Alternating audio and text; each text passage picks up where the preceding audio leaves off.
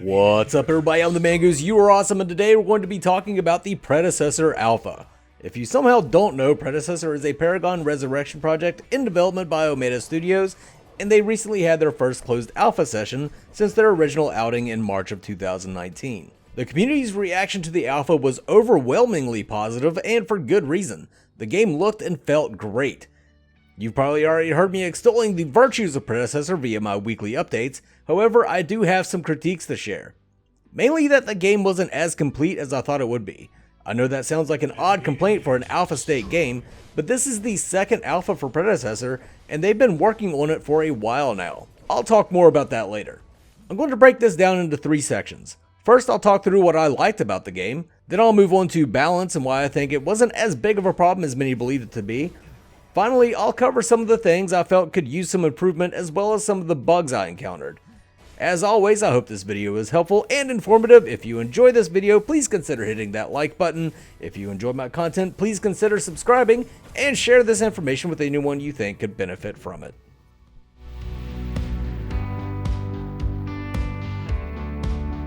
I've said many times in the past that many of these Paragon remakes are lacking some ephemeral, hard to define quality that Paragon had. I still find it hard to articulate what that X factor is, but I do know that Predecessor has it. While I did have difficulty learning the item system at first, the rest of the game felt like getting right back on that horse. I had zero difficulty playing whatever hero I had selected. I never felt like I was having to learn new tricks. Playing well or playing poorly seemed like a direct reflection of my skill as opposed to a lack of game knowledge. I felt, comfortable. Doing certain things in Predecessor just felt natural, like using audio cues in the jungle to know that the enemy Gideon had not yet unlocked his portal and would make for an easy kill. It felt great to use Murdoch's long arm as a support tool to turn the tides of battle from across the map instead of just stealing a kill, something I used to take pride in doing in Paragon.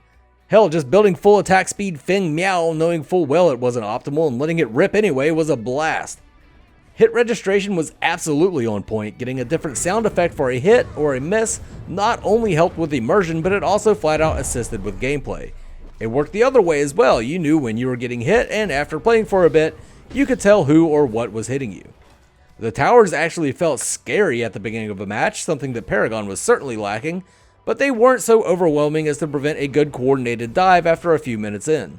PvE objectives like Fangtooth and Orb Prime were placed well on the map and were appropriately rewarding to take. Character speed seemed slow at first, but with the layout and size of the map, I think movement was balanced well. The overall speed at which you gained golden experience was the same way. It felt like slow going at first, but once I was a few games in, my opinions changed. I think overall progression is balanced well towards keeping games to around 30 to 40 minutes.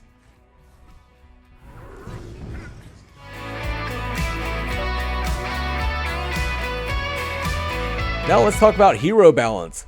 I'm going to go through some gameplay tips here because that's what this just kind of turned into as I was writing it out.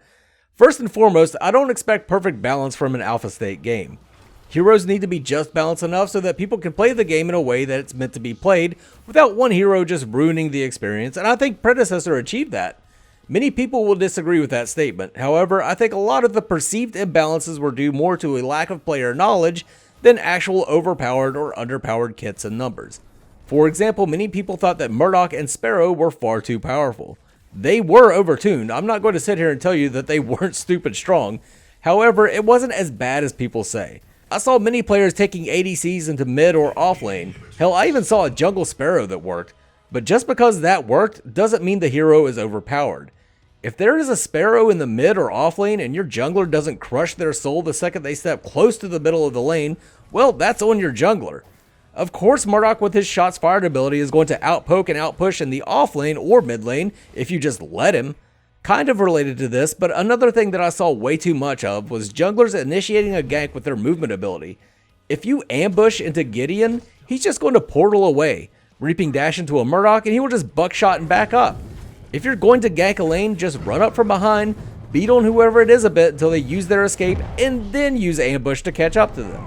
Another thing that made ADCs seem far more powerful than they were was people were taking the duo into the wrong lane.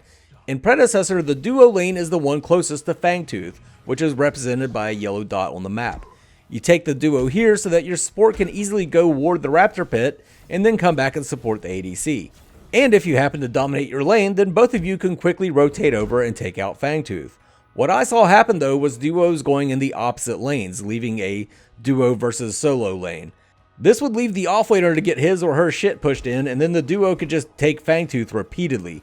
The other duo on the other side of the map, they also pushed someone's shit in, but they gained little from it as the option on their side was Orb Prime, and you're not going to take Orb Prime in the early game. Another hero I saw a lot of talk about was Sevarog. People either said he was too strong or too weak. I side with the camp that says he's probably a bit overtuned. I think people thought he was too squishy because folks were building full damage on Sev and then getting absolutely wrecked in teamfights. If you have no health or armor on Sev, then you're just a big ass target for the enemy team to feast upon.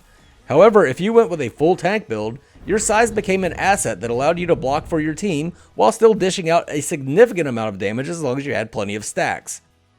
Those stacks are the reason that I think he may have been overtuned. All you had to do for stacks was last hit. Didn't matter if it was Soul Siphon or a basic attack.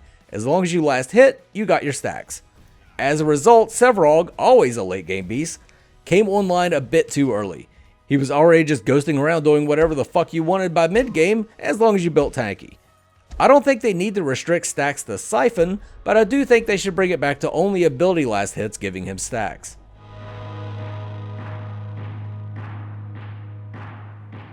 Now for the problems I had when playing. These are all things that can of course be fixed over time, but if we don't bring them up, they won't know to fix it.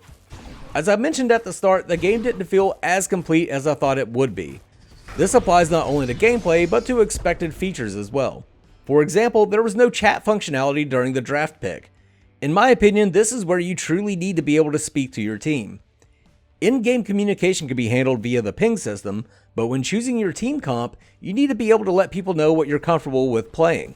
Not massively important during an alpha, but I did find myself several times wanting to tell people to just pick what they want. If you want to go mid lane Muriel, have at it, my friend. It's an alpha. Explore your options and have fun. But I couldn't tell people that. There was no chat feature there. There also wasn't any kind of social feature for adding friends. I think this ended up being more of a blessing than a curse.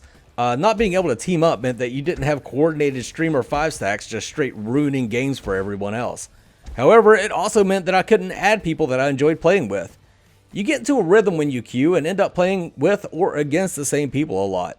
Shout out to the Coloradan and his friend State Fan, both skilled and positive players. Would have liked to have added them as friends so that I could at least see when they were on, but that functionality wasn't there.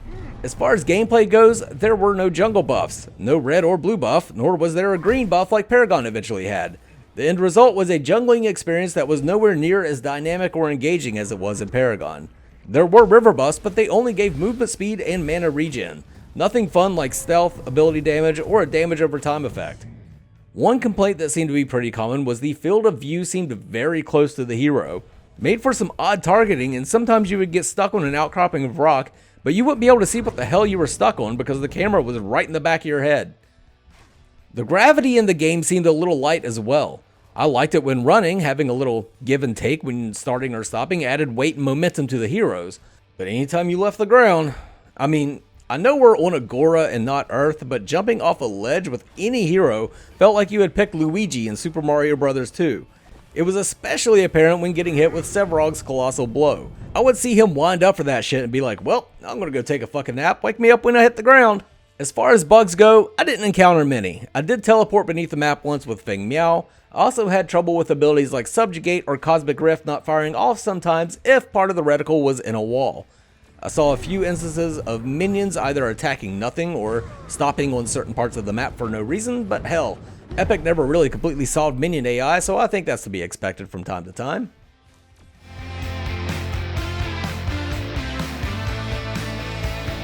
All in all, this outing for Predecessor was a massive improvement over the last. The game was just good old-fashioned fun. I found myself thinking about how I could improve item builds while I was at work, and immediately logged on when I got home and queued for game after game.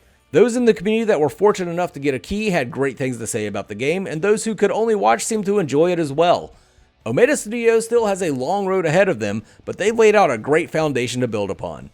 I hope to eventually see all of you, including you console players, back in Agora soon. For now, this is the Mangoose signing off. You guys have a good one. Mangoose!